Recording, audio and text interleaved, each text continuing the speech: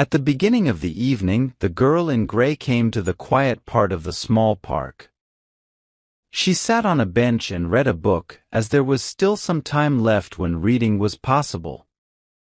To repeat, her dress was gray, simple enough to hide its perfect style and fit. A big-holed veil covered her hat and a face that shone through it with a calm and natural beauty.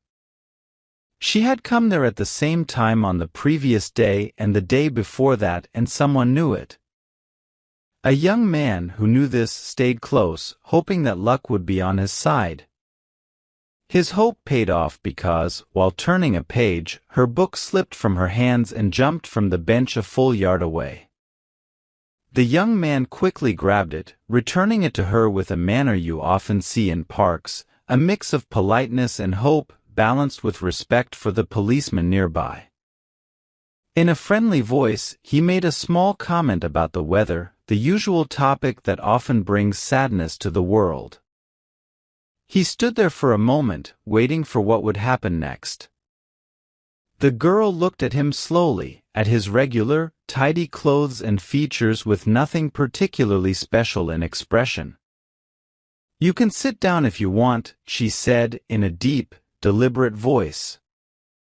"Actually, I'd like you to do so. The light isn't good for reading. I'd prefer to talk." The lucky young man sat down next to her willingly. "Do you know," he said, using a phrase you hear at park gatherings, "you're the most stunning girl I've seen in a long time? I noticed you yesterday. Didn't know someone was captivated by your pretty looks, did you, honeysuckle?" "Whoever you are," said the girl, in cold tones, "you must remember that I am a lady. I'll overlook the comment you just made because the mistake was probably not unexpected in your circle. I invited you to sit down. If that means you see me as your honeysuckle, consider it cancelled." "I sincerely apologize," pleaded the young man. His look of satisfaction had turned into one of regret and humility. "It was my fault, you know. I mean, there are girls in parks, you know, that is, of course, you don't know, but let's not talk about it, please." "Of course I know. Now, tell me about these people passing and crowding along these paths. Where are they going? Why are they in such a hurry? Are they happy?" The young man quickly dropped his playful tone. He now had to play a more cautious role. He couldn't guess what was expected of him. "It's interesting to watch them," he replied, understanding her mood. "It's the amazing drama of life. Some are going for dinner, and some to other places. One wonders about their stories." "I don't," said the girl. "I'm not that curious. I come here to sit because only here can I be close to the great, shared, beating heart of humanity. My role in life is where its beats are never felt. Can you guess why I spoke to you, Mr. Parkenstacker?" said the young man. Then he looked eager and hopeful. "No," said the girl, holding up a thin finger and smiling slightly. "You would recognize it right away. It's impossible to keep your name out of print. Or even your picture. This veil and this hat of my maid help me stay under cover. You should have seen the chauffeur stare at it when he thought I didn't see. Honestly, there are 5 or 6 names that belong to the special group, and mine, by the accident of birth, is one of them. I spoke to you, Mr. Stackenpot." "Parkenstacker," corrected the young man modestly. "Mr. Parkenstacker, because I wanted to talk, for once, with a natural man, one unspoiled by the not-so-nice shine of wealth and supposed social superiority. Oh, you don't know how tired I am of it, money, money, money.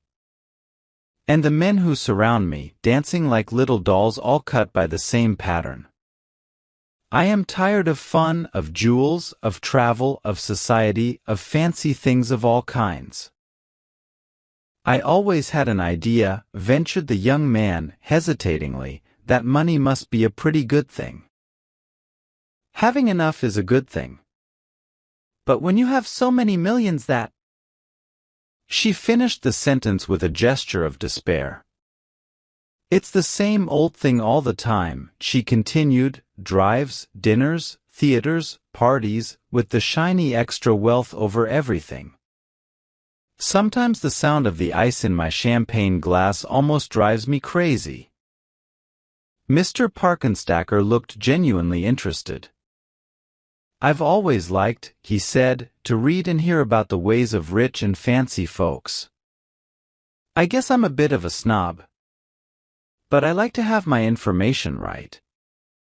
Now, I had formed the opinion that champagne is cooled in the bottle and not by putting ice in the glass. The girl gave a musical laugh of real amusement. You should know, she explained, in an indulgent tone, that we who don't do much rely on changing things up for fun. Right now, it's a trend to put ice in champagne. The idea was started by a visiting prince of Tartary while dining at the Waldorf. It will soon be replaced by some other fancy idea. Just like at a dinner party this week on Madison Avenue, where each guest got a green kid glove to wear while eating olives. I see, admitted the young man humbly. These special things of the inner circle aren't known to the regular public. Sometimes, continued the girl, acknowledging his admission of error with a slight bow, I have thought that if I ever should love a man, it would be someone of humble position. Someone who works and not just lazes around. But, probably, the demands of social class and wealth will be stronger than my desire. Right now, I have two admirers. One is a Grand Duke from a German place. I think he has or had a wife somewhere who went crazy because of his drinking and cruelty. The other is an English marquis so cold and money-focused that I even prefer the devilish ways of the Duke. What makes me tell you these things, Mr. Parkenstacker? Parkenstacker, breathed the young man. Really, you can't know how much I appreciate your secrets. The girl looked at him with a calm, distant gaze that matched their different positions. What do you do for work, Mr. Parkenstacker? She asked. A very simple job. But I hope to move up in the world. Were you serious when you said you could love a man with a lowly job? Indeed I was. But I said might. There's the Grand Duke and the Marquis, you know. Yes, no job is too simple if the man is what I would like him to be. I work, said Mr. Parkenstacker, in a restaurant. The girl seemed a bit uncomfortable. Not as a waiter, she said, a little desperately. Working is noble, but serving others, you know, like valets in. I'm not a waiter. I'm the cashier in. On the street they faced on the opposite side of the park was a bright electric sign that read a restaurant. I'm the cashier in that restaurant you see there. The girl checked a tiny watch and a bracelet on her left wrist and quickly got up. She put her book into a glittering purse hanging from her waist, even though the book was too big for it. Why aren't you at work? She asked. I'm on the night shift, said the young man. It's still an hour before my shift starts. Can I hope to see you again? I don't know. Maybe, but the desire might not strike me again. I have to go quickly now. There's a dinner and a box at the play and oh. The same old routine. Maybe you noticed a car at the upper corner of the park as you came. One with a white body. And red running gear? Asked the young man, frowning thoughtfully. Yes. I always come in that. Pierre waits for me there. He thinks I'm shopping in the department store across the square. Imagine being in a life where we have to deceive even our chauffeurs.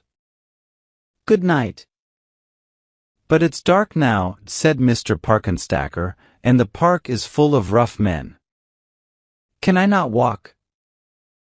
If you care at all about what I want, said the girl, firmly, you'll stay at this bench for 10 minutes after I've left. I don't mean to accuse you, but you're probably aware that cars usually have the owner's initials. Again, good night.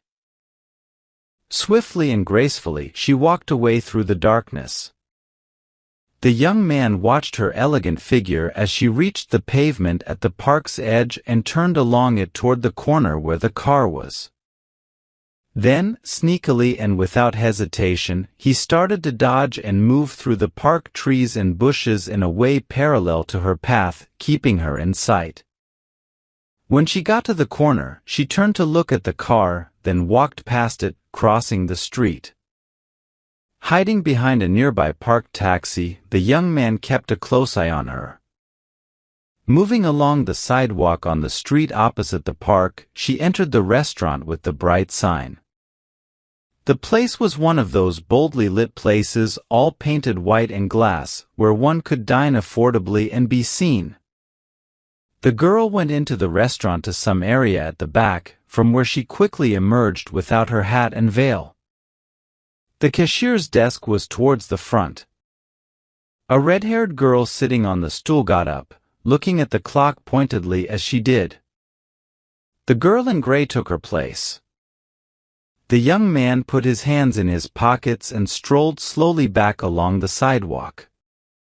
At the corner, his foot hit a small, paper-covered book lying there, making it slide to the edge of the grass.